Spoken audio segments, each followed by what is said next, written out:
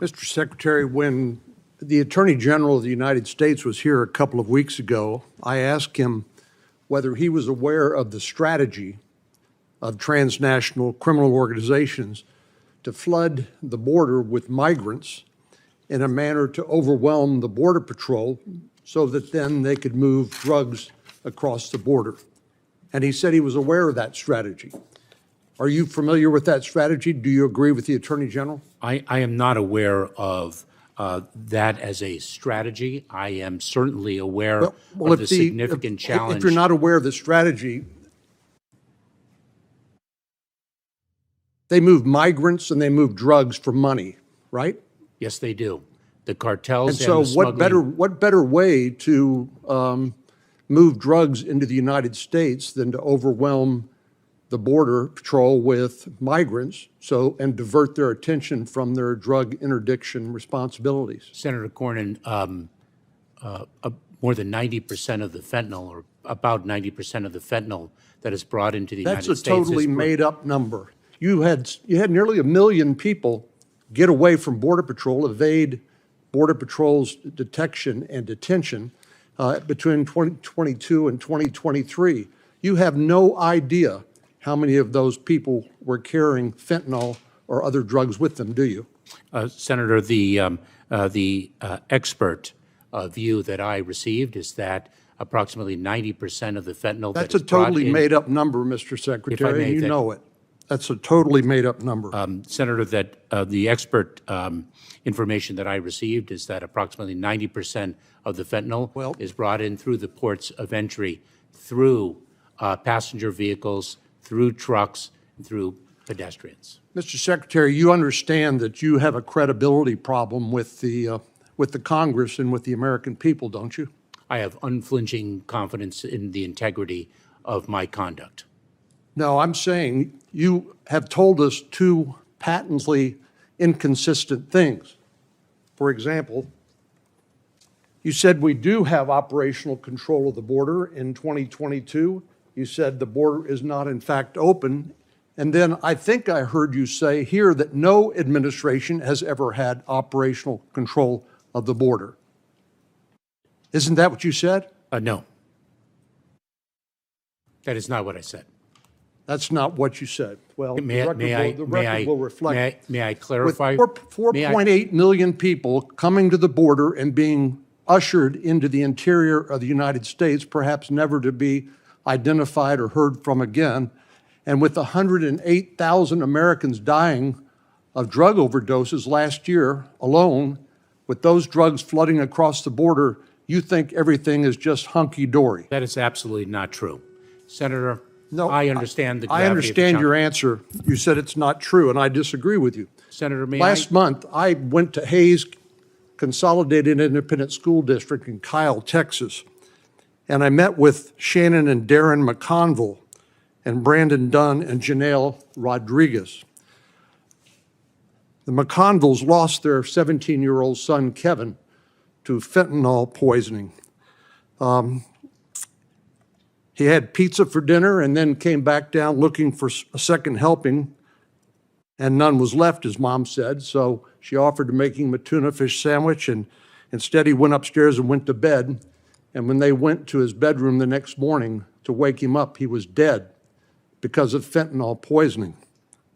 Brandon Dunn and Janelle Rodriguez's 15-year-old son, Noah, who loved sports, they called him a genuine, kind, and a jokester. He began, his mental condition began to deteriorate during COVID-19, and unfortunately it had some experience with illicit drugs, but while spending the night at a friend's house during the first weekend of the school year, Noah took a pill laced with fentanyl and died of fentanyl poisoning. Mr. Secretary, would you like to take the opportunity here today to apologize to these parents who lost their children because of fentanyl poisoning because of the policies of your department and the Biden administration? Would you like to apologize to them? Senator, my heart is with the family of every victim of a drug overdose death. Is that an apology? My heart is with the family and the loved ones and the friends and neighbors. So why don't you of do something about it? Of every victim of these drug overdose deaths. Attorney including- General Garland in- said this is part of a comprehensive strategy by the cartels to flood these drugs into the United States by overwhelming Border Patrol. You're clearly losing that battle, and you won't even apologize to these parents like so many other parents who have lost their teenage children to counterfeit drugs laced with fentanyl. We are bringing unprecedented force in the fight against And you're fentanyl. losing. The Let me ask you another question. The gravity of the challenge cannot be overstated. We recognize the gravity of the challenge, and I look forward to working And with do you. you recognize that you were losing? I look forward to working with you, No, Senator, that's not my question. and this committee to Let address this me challenge ask you another together. question in the time remaining, since you won't answer our questions. And you won't acknowledge responsibility. My constituents are saying, who's accountable? Who's accountable? Who's paying a price? Who got fired? Well, you haven't been fired. You should be fired, but you haven't been fired because you were carrying out the policies of the Biden administration. And we've seen nothing but death and destruction as a result. Senator, Will you wait for a question? Wait for a question. I recently went to the Yuma Border Patrol sector, which is a sleepy little agricultural community, as you know, in southwest Arizona. The Border Patrol chief there greeted us by saying, we have encountered 100 migrants from 176 countries speaking 200 languages. Arizona Senator Mark Kelly pointed out that Mexicali is a city in northern Mexico with very close to the border where people can simply fly into that and then take an Uber over to the Border Patrol sector and claim asylum and then be released under your policies, under Biden administration policies, into the interior of the United States from 176 different countries. Recently, I was in El Paso with a bipartisan group of senators that was before we got to Yuma. And we were out on a night patrol. The Border Patrol detained 2 young men who had passports from the People's Republic of China, mainland China, controlled by the Chinese Communist Party. They were presumably released like these other individuals into the interior of the United States with either a notice to appear or a notice to report. Can you tell the committee where these people are today?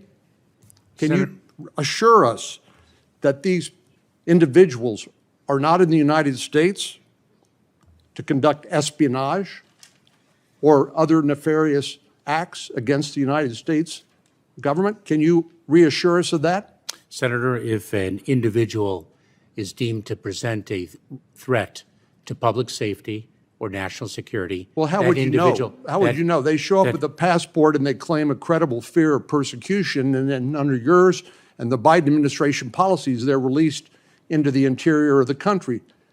These are people who perhaps we don't have any records about. Certainly, we're not going to get them from China.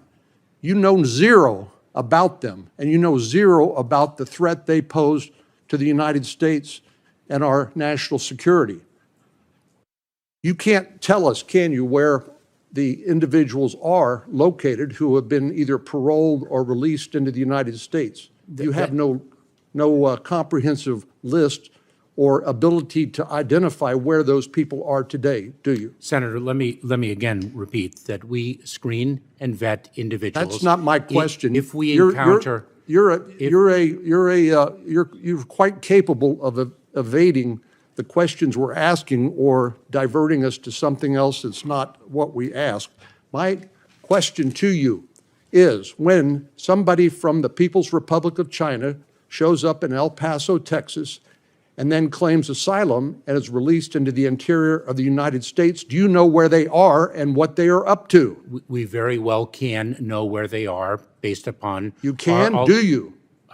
It depends on the individual, And the fact So that some of them, if it depends on the individual, some of them you don't know where they are or what they are up to.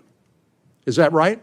Senator, the issue of individuals absconding from law enforcement is a challenge that And law you were enforcement- failing in that challenge, Mr. Secretary. If I may You and the finish. Biden administration policies are contributing to what is happening on the border, and according to Ms. McConville, she credited the Biden broken border policies with contributing to the death of her son, and you won't even have the common decency to apologize. Senator, as I mentioned before, and I must say this, that my heart is with the victims of every death from an overdose, number one. Number two, we are bringing unprecedented force to the fight against the drug traffickers. Number three, the scourge of fentanyl is not new. It is not something that was born in 2021.